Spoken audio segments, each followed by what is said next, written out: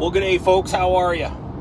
Driving around in my 2025 Maverick. Oh, shit, I gotta turn here. Better pay attention.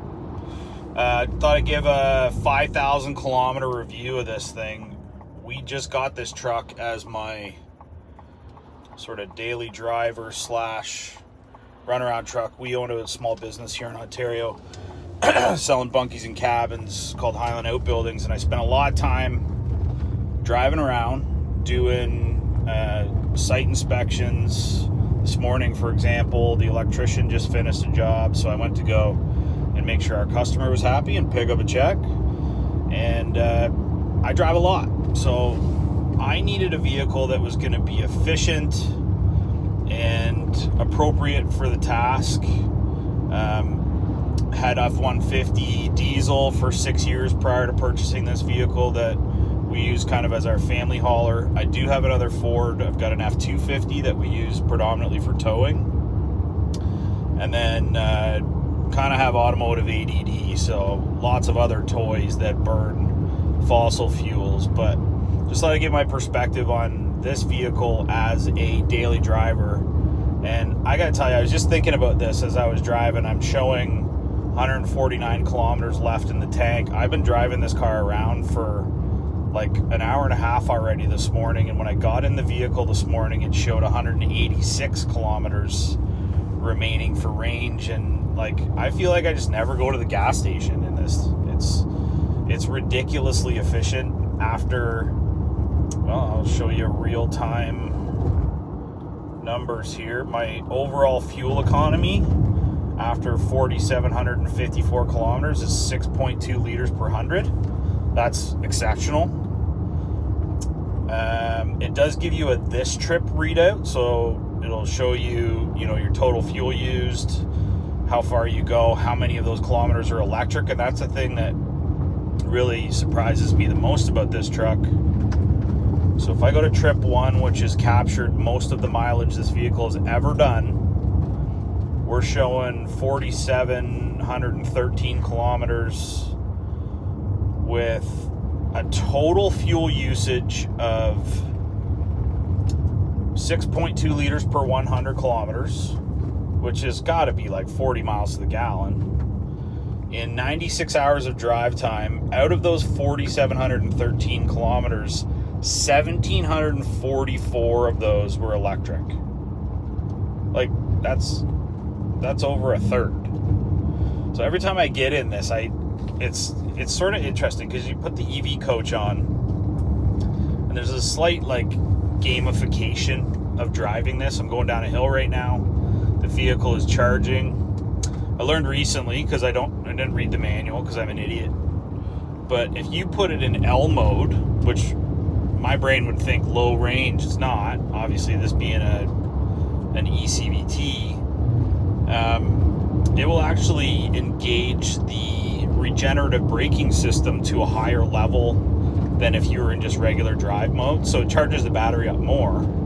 I mean, I'm going down a gravel road right now doing 81 kilometers an hour, and I'm running on just electric.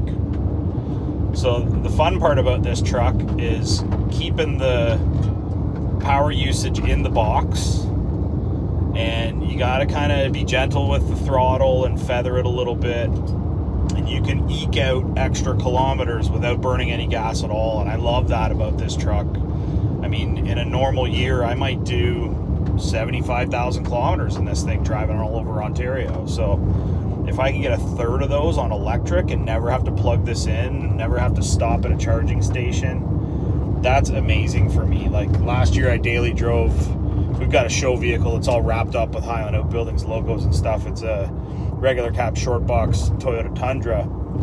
It's got a 5.7 liter V8 in it, and that thing would get like 12 miles to the gallon. This is like 3 times, if not 4 times as good on gas. And if I'm driving it gently, I would safely say you could get 800 or 900 kilometers out of 50 liters, which is ridiculous. Like, I go to fill this up, and again, I feel like I never do. Like, I'm only about to put my 5th tank of gas in this in 5,000 kilometers.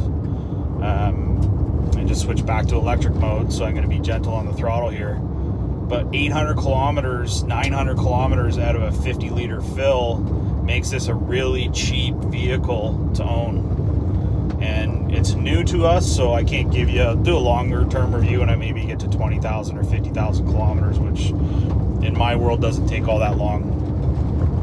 But I gotta tell you, it's got plenty of power. Like, there it is to the bar.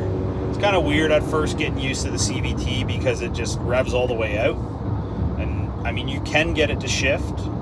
I've messed around with the settings a little bit. Like, if you go into sport mode, it will shift, or it'll give you the illusion of shifting. But it's got plenty of get up and go. You can pass anybody you need to.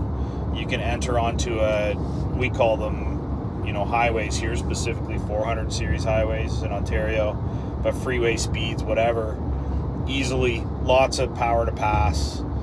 I've had fast cars before that have 5 times as much horsepower as this, and they're fun, but they're just not practical, right? So for a daily driver, my family of 4 fits in here very comfortably. I could throw stuff in the back. I'm actually on my way right now to go put a tonneau cover on it and a small rack, just to add some functionality to the truck. But I love it. I'm super impressed with what Ford did with the Maverick, specifically the new version this year with the all-wheel drive and the hybrid system. I waited for it. I almost bought a Tremor, which would have been awesome too, but like, this one's a Lariat. The seats are so good. Like, they're so good.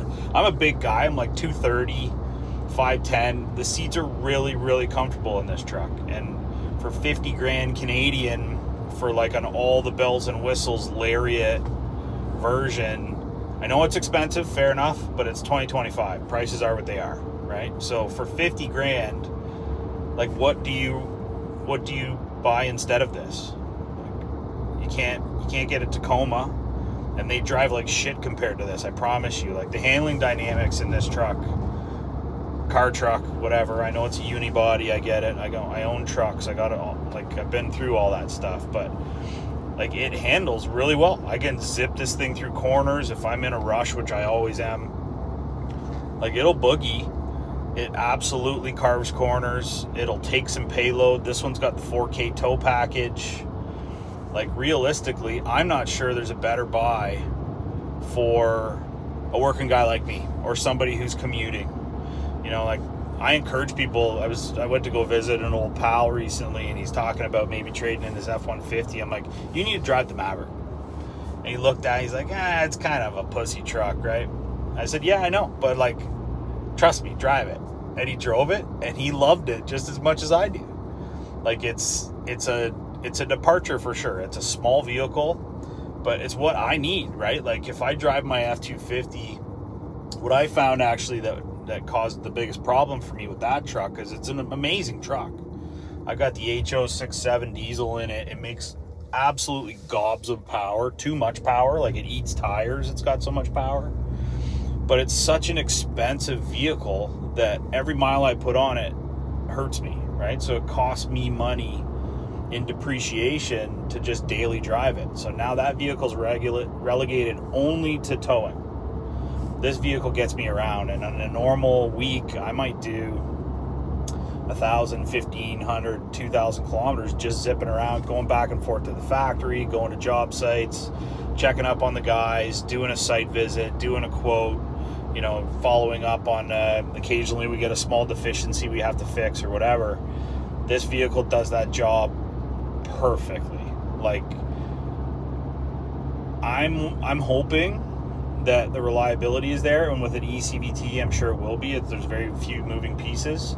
But if I can get 3 or 4 years out of this truck and put 250,000 kilometers on it, or 300,000 kilometers on it, at 50 grand, I think it's the best buy there is for a zip around truck. So for whatever all that's worth, the 2025 Maverick Hybrid has been a great introduction to our family. I mean, we like Fords. We got a great Ford guy. The service department in our local dealership is excellent. They take care of us. We've owned all kinds. I'm a Toyota fan too. My brother won't drive anything but a Chevy. Same with my dad. But I'll tell you, for value for dollar, in real life experience, as I'm zipping around some corners here, I think the Ford Maverick might be the best vehicle going. We'll see you in another 15,000 kilometers.